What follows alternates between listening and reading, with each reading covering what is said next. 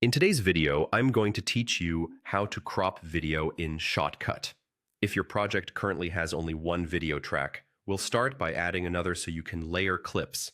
Click the small hamburger icon, go to Track Operations, and choose Add Video Track. This creates a new track above your main video, which is helpful when you want to place one clip over another and keep your main footage untouched while you experiment.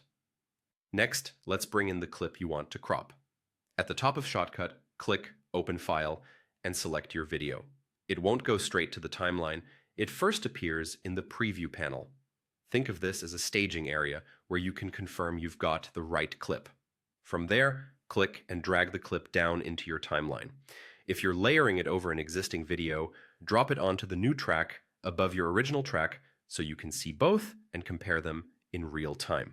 Now, select the clip you want to crop and open the Filters panel. Click the plus icon to add a filter, then type crop into the search bar. You'll see three options: crop source, crop rectangle, and crop circle.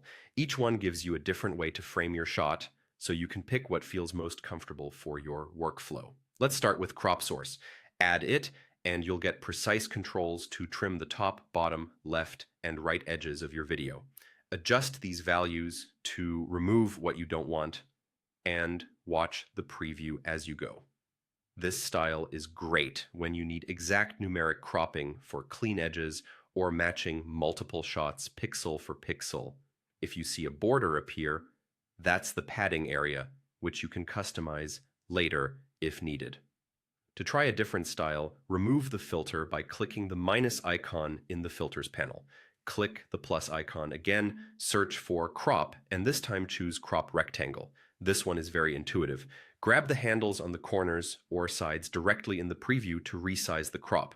You can also drag the circle in the center to reposition the framed area without changing the size.